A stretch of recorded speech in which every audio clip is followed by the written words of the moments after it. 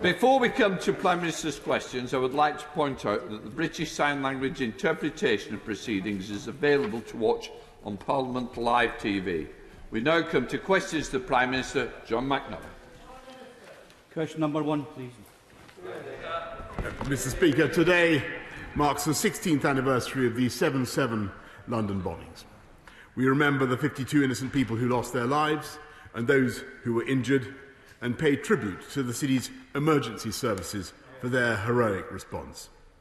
Mr. Speaker, I'm sure the whole House will wish to join me in sending condolences to the family and friends of Sislin Faye Allen, who died earlier this week. She was the UK's first black female police officer, and she served in the Metropolitan Police. Mr. Speaker, I'm sure colleagues will also want to join me in wishing the England football team the best of luck for tonight's semi-final against Denmark. This morning I had meetings with ministerial colleagues and others, and in addition to my duties in this House, I shall have further such meetings later today. John McNaught. Thank you, Mr. Speaker. Prime Minister, we hear a great deal in this place about the rule of law and injustice. Can the Prime Minister tell me what he's going to do about the injustice that my constituents in Falkirk, indeed families up and down the UK, are facing every day because of the retrospective loan charge that is fast turning into the next post office scandal? The hounding by HMRC, clearly out of control, accountable to no one, has managed to hoodwink, mislead his own Treasury ministers. And now, according to the head of HMRC, the retrospective loan charge appears to be without any legal basis or justification. Therefore, will the Prime Minister accept this matter needs further and immediate investigation? Mr. Mr. Speaker, I'm acutely aware, as I think all colleagues are around the House, of the pain suffered by those who entered into loan charge schemes, and I think alas, that they were misguided to do so. But I think that the line taken by the Treasury, I'm afraid, is right on this. Let's go to John Stevenson. John. Thank you, Mr. Speaker. Prime Minister, there is more that unites us than divides us is very true of the United Kingdom. However, improved connectivity is vital to ensuring we remain united. The government's recent interim connectivity review has suggested some improvements. If this is really going to happen, then improvements must be made to the A75, the A69 and to the extension of the Borders Railway. Does the Prime Minister support such investment, and what is the timescale for such investment? I thank my honourable friend for his excellent question. I think he should not have too long to wait for the final recommendations from Sir Peter Hendy about the A75 and other great features of union connectivity which this government hopes to support. But we've already agreed £5 million from the UK and the Scottish governments to support the extension of the Edinburgh-Tweedbank Borders Railway to Carlisle. We now come to the Leader of the Opposition, Keir Starmer. Thank you, Mr. Speaker. Can I join the Prime Minister in his remarks about the 7/7 anniversary? I remember where I was on that day and will never forget it. I'm sure that's the same for everybody, and we will never forget all those affected, especially the family and friends of all those who died.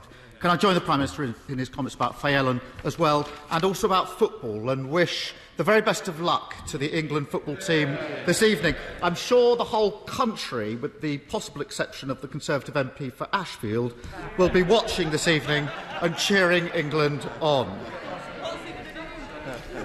Mr. Speaker, can I also extend a special welcome to the new member for Batley and Spen? And will members opposite forgive me if I just turn round to look at the new member for Batley and Spen as she sits there on these benches beneath the plaque to Jo Cox, her sister. And that's a special and emotional moment for all of us on these benches. And I think for everybody across this House, it takes incredible courage and bravery to stand in that constituency and to sit on these benches beneath that plaque. Mr. Speaker, we all want our economy to open and to get back to normal.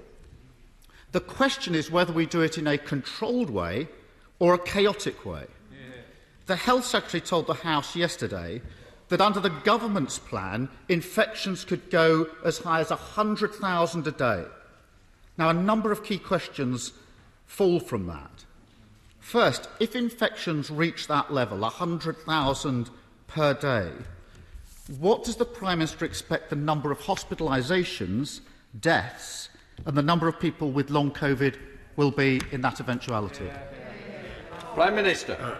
Mr. Speaker, there are a number of projections, and they're available from the SPI-M graphs. But it's certainly true, Mr. Speaker, that we are seeing a wave of cases because of the Delta variant. But scientists are also absolutely clear that we have severed the link between infection and serious disease and death. And currently there are only a 30th of the deaths that we were seeing at an equivalent position in previous waves of this pandemic. And that has been made possible thanks to the vaccine rollout, the fastest of any European country. And I think what people would like to hear from the party opposite, because I wasn't quite clear from that opening question, is whether or not they support the progress that this country is intending to make on July the 19th or not, Mr. Speaker.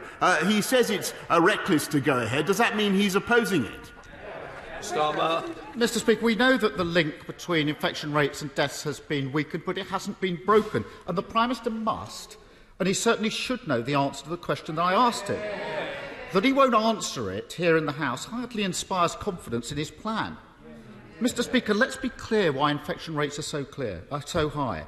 Because the Prime Minister let the Delta, or we can call it the Johnson variant, into the country.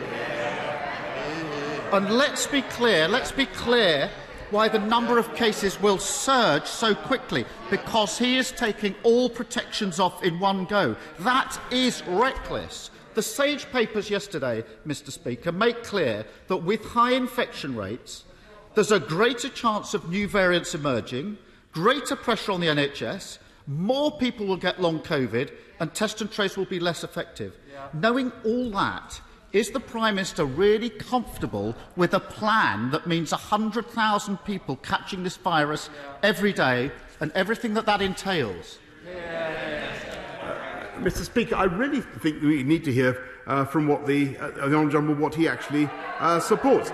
We will continue with a balanced and reasonable approach, and I've given the reasons. This country has rolled out the fastest vaccination programme anywhere in Europe. The vaccines provide more than 90% protection against hospitalisation, both of them, Mr. Speaker. By the 19th of July, we will have vaccinated, every adult will have been offered one vaccination. Everybody over 40, Mr. Speaker, will have been offered two vaccinations. That is an extraordinary achievement. That's allowing us to go ahead. Now, last week, Mr. Speaker, or earlier this week, he seemed to support opening up, getting rid of the 1 metre rule. He seemed to support getting back into nightclubs and getting back into pubs without masks, Mr. Speaker. But if he doesn't support it, perhaps he could clear it up now. Is it reckless or not, Mr. Speaker? Mr. Speaker, we should open up in a controlled way. Keeping baseline protections such as masks on public transport, improving ventilation, making sure the track and trace system remains effective, and ensuring proper payments for self-isolation. The Prime Minister can't just wish away the practical problems that 100,000 infections a day are going to cause. Can't wish them away. The next obvious one is the huge number of people who will be asked to isolate. If there are 100,000 infections a day, that means hundreds of thousands, perhaps millions of people are going to be pinged to isolate. The Financial Times estimates this morning that could be around 2 million people per week. The Mail says 3.5 million people a week. Either way, it's a massive number. It means huge disruption to families and businesses just as the summer holidays begin. So we know what the FT thinks. We know what the Mail thinks, what their estimates are. Can the Prime Minister tell us how many people does he expect will be asked to isolate if infection rates continue to rise at this rate? Mr. Speaker, I want to thank everybody who self-isolates. They're doing the right thing. They're a vital part of this country's protection against the disease. And what we will be doing is moving away from self-isolation towards testing in the course of the next few weeks. And that is the prudent approach, because we will have, Mr. Speaker, vaccinated even more people. But what he can't explain, well, he can't have it both ways. He says it's reckless. It's reckless to open up, Mr. Speaker, and yet he attacks self-isolation, Mr. Speaker, which is one of the key protections that this country has. And let me ask him again. On Monday, he seemed to say he was in favour. He seemed to say he was in favour of opening up on July the 19th. Now he's saying it's reckless. Which is it, Mr. Speaker? Maybe I can help a little. Just to remind us that it's Prime Minister's questions. If we want opposition questions, we'll need to change standing up. Yes. The question was simply how many people are going to be asked to self-isolate if there's 100,000 infections a day, and he won't answer it. And we know why he won't answer it and pretends I'm asking a different question. He ignored the problems in schools. Now there's 700,000 children off per week because he ignored it.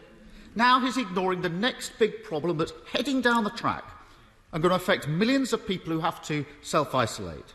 Now, it won't feel like Freedom Day to those who have to isolate, when they're having to cancel their holidays, when they can't go to the pub or even to their kids' sports day.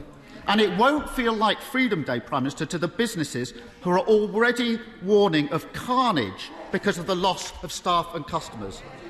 It must be obvious, with case rates that high, his plan risks undermining the track and trace system that he spent billions and billions of pounds on.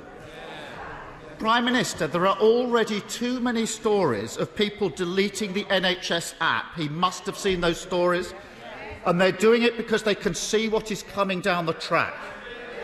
Now, of course, we don't support that, Mr. Speaker, but under his plan it's entirely predictable. What is the Prime Minister going to do to stop people deleting the NHS track because they can see precisely what he can't see, which is millions of them are going to be pinged this summer to self-isolate? Mr. Speaker, of course we're going to continue with the programme of self-isolation for as long as that is necessary. I thank all those who are doing it. But, of course, what we're also doing is moving to a system of testing rather than self-isolation, and we can do that because of the massive rollout of the vaccine programme. And what I'm still not, I think about the fourth or fifth time, Mr. Speaker, it's still not clear whether he's actually in favour of this country moving forward to step 4 on the basis of the massive rollout of vaccine. And yes, of course, Mr. Speaker, this is unlike the law, where you can attack from lots of different positions at once. To oppose, you must have a credible and clear alternative. And I simply do not hear that. Is he in favour of us moving forward, yes or no? It's completely impossible to tell. Once again, it's Prime Minister's questions and the Prime Minister answers questions. Keir Starmer. If he stopped mumbling and listened, he'd have heard the answer the first time. We want to open in a controlled way and keep in line baseline protections that can keep down infections, like mandatory face masks on public transport.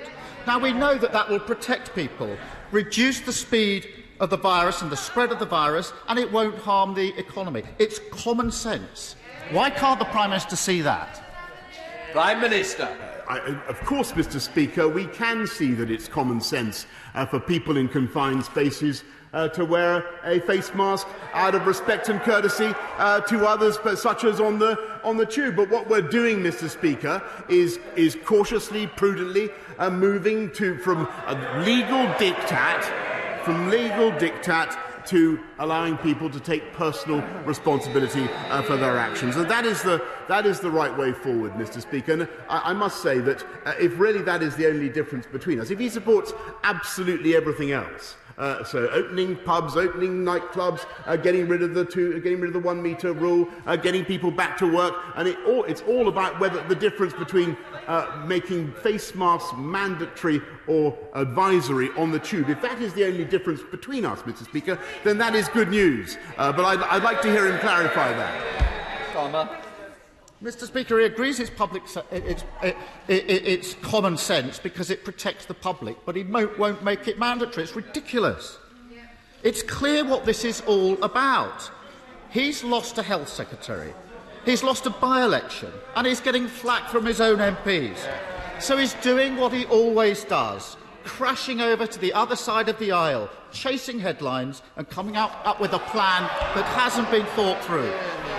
We all want restrictions lifted, we want our economy open, and we want to get back to normal. But we've been here too many times before. Isn't it the case that once again, instead of a careful, controlled approach, we're heading for a summer of chaos and confusion? Minister. No, Mr. Speaker, is the answer to that. These are difficult decisions. They need to be taken in a balanced way, and that's what we're doing. And throughout the pandemic, to do all these things, frankly, Mr. Speaker, takes a great deal of drive and it takes a great deal of leadership to get things done. And if we'd followed his advice, Mr. Speaker, if we'd followed his advice, we would still be in the European Medicines Agency, and we would never have rolled out the vaccines as fast. If we'd followed his advice, Mr. Speaker, we would never have got schools open again with all the damage to kids' education. And frankly, Mr. Speaker, if we listened to him, we would not now be proceeding cautiously, pragmatically, sensibly to reopen our society and our economy and give people back the chance to enjoy the freedoms they love. We're getting on with taking the tough decisions to take this country forward, Mr. Speaker. We vaccinate, they vacillate, we inoculate, Mr. Speaker, while they're invertebrate.